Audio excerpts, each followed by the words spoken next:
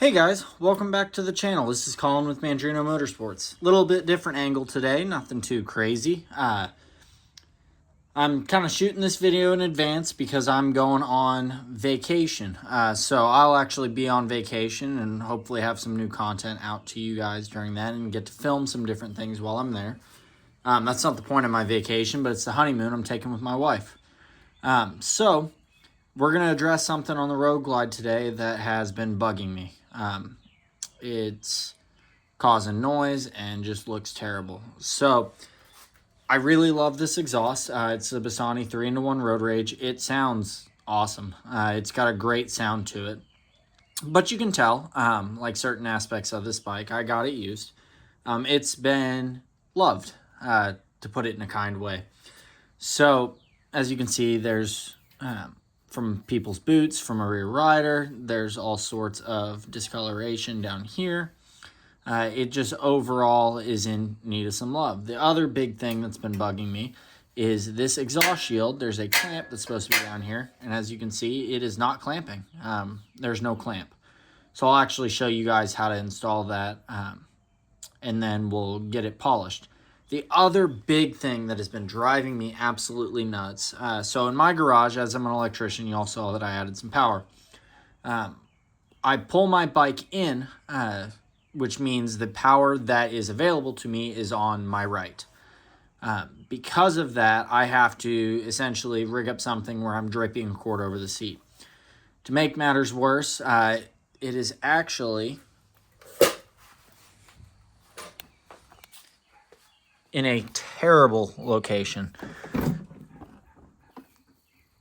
The trickle charger is right here.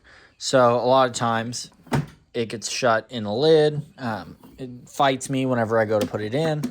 So I have to tuck it out of the way, which makes it a pain to try and reach it when the bag's closed. As you can see, like, this is not a great situation. So on these, it's actually super easy to pull the seat, make some adjustments, and move some stuff around. We will probably end up relocating it somewhere in this area. It makes it super easy for me. The only thing I'm going to have to be mindful of is this bike does not have floorboards. It just says rear pegs, meaning like I can't do like a good friend of mine. He's got floorboards. He drapes his wire over. That way it doesn't sit on the exhaust. I just bought the charger. It is actually right here. Not paid by them, not sponsored. And y'all know that I've watched the channel. I'm a Milwaukee guy. But I picked up one of these chargers pretty quick after I got my V-Rod. This is the DeWalt 2 amp hour trickle charger that'll do 6 volt or 12 volt. I don't own anything that's 6 volt, but I've had really, really good luck with these. The other one's on the V-Rod while it's in long-term storage. Hopefully I'll have some content out on that and kind of the situation with it. But because it is in storage, I'm not going to leave it not charged, essentially, or not plugged in. So those that know or have them, or those that don't know, I'll explain. These Milwaukee 8s, the touring bikes, for some reason, they are very picky about their voltage. Most vehicles will not operate under 14 volts. The ECU doesn't like to power up, or it's, I want to say it's like 11.8, not 14. Pretty standard it would be to charge at high 13s, like 13.8, 13.9. For some reason, these drain. They just do. Almost anybody I've talked to basically said, you got to keep the thing plugged in. And they weren't kidding. Right after I bought the bike, I brought it home, and the next day it would not start. It just jumped it. It was super easy, but it is one of those things where I don't want to do that every time. Batteries are expensive. It's a whole lot easier to just spend $30, $40 on a decent charger than spend $130 per season or more, depending on your bike, when buying a battery. So with that being said, we're going to try a product today with trying to get this polished up. It should be super simple, super easy. We're also going to get the new clamp on there, clamp down to eliminate some of this noise I've been hearing, because that is awful. So with that being said, let's get into it and start putting some polish on and fixing a clamp and relocating some wires. All right, guys, so first things first, need to assess it and kind of see where the place is for the clamp. I'm not gonna, I believe I felt one down around in here somewhere, but we'll see once we get it in there. But I need to kind of assess things and see, that way I can get the clamp on. So almost all these clamps are going to be 5/16. There's only 2 on this, I believe. So I'm going to take this first one loose. And about the only way they've come off, as I've learned on the V-Rod, is to completely take them apart. You want to bear in mind your frame is here. There's a panel here, and you don't want to damage any of that.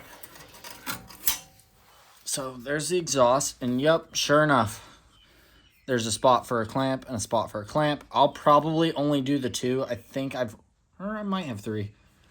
Let's check. So I ran down to my local parts store and picked up, oh, I do have 2 clamps.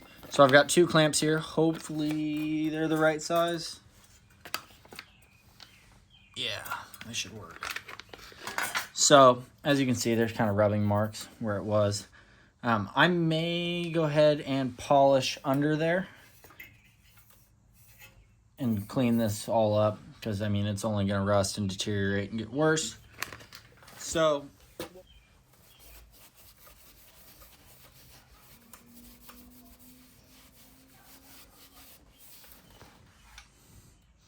as you can see, that is a big difference. So that's obviously dull. I'm not looking for a mirror polish on this. It's stainless steel. It's always going to have kind of a brushed look. But before I tackle something like this, where it's obviously going to show a lot more, I wanted to see kind of what it was going to do. And it looks like it definitely cleaned that up nicely. It made a big difference on that. So hopefully that'll make a big deal down there. So I may just go over this real quick and just kind of straighten that up, but nothing too crazy. So with that being said, I'll go ahead and do that. All right, so y'all missed out on that 20 minutes. Well, probably closer to 30 minutes of polishing. Oh, actually, probably closer to 45. So as you can see, a lot shinier, made a huge difference. Just in comparison, this is how it originally looked. This is obviously going to have a different finish. The way they design their exhaust is the heat shields in the front have more of a brushed finish, as well as the actual muffler. But the pipes, they aren't as aggressive. So it took a lot of that yellowing off. That was just from it getting corroded and tarnished over time. Some of that will come back, and we'll see some of those colors come back, because I polished away some of the bluing. That would be from the heat of the exhaust. So that'll come back. I'm totally good with that. But I wanted to start fresh and get rid of a lot of the spots where riders' boots had hit previously before me, kind of like this spot here. So we'll keep polishing. This is the only piece left. Other than that, the exhaust looks a lot better.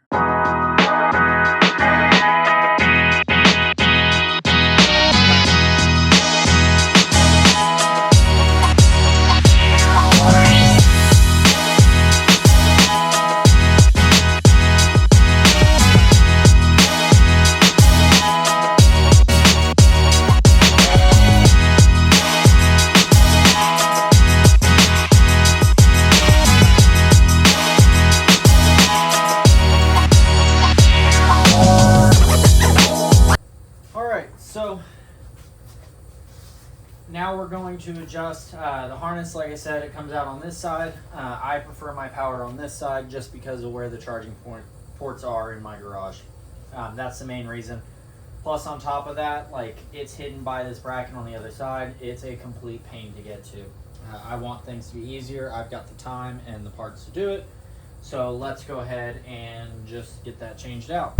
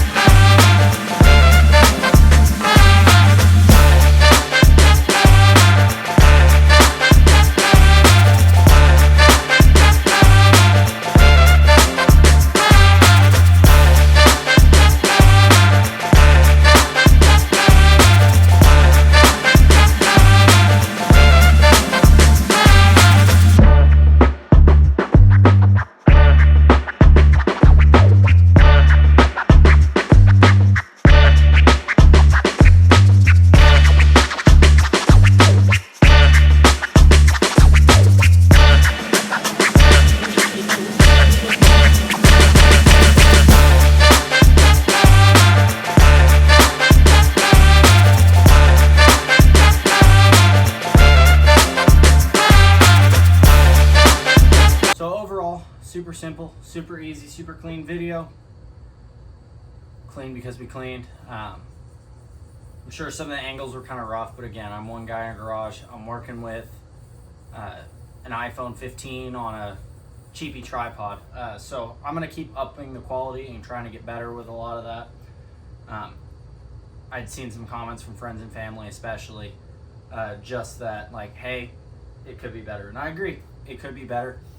I'm going to keep trying to improve that. Like y'all saw in a previous video, the very first time we took the V-Rod out drag racing, I cut off my buddy and I's head, so it doesn't make for a good intro to a video.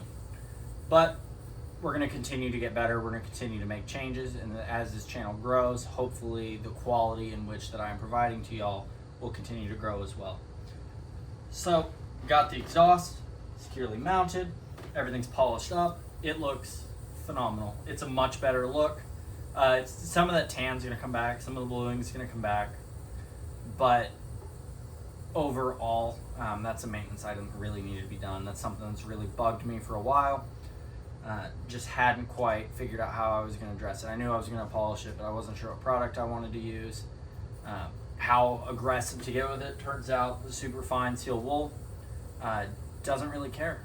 It's totally cool with just being used. And it doesn't scuff up or damage the surface. So that was awesome. Apart from that, that's really kind of it. Make sure to like and subscribe, and I'll keep getting out content. Last week we put out the finale to the Tacoma video, where we started with that rebuild of the top end and things escalated. That motor was no good. You saw 2 weeks prior to that motor got pulled, and then this past week that motor went in. So my point being, content's going to change, things are going to get added. There's some stuff with the V-Rod going on that I will explain, some mechanical issues. And apart from that, that's really it. So make sure, again, like and subscribe. I'll keep getting content out, and we'll keep on keeping on. Thanks.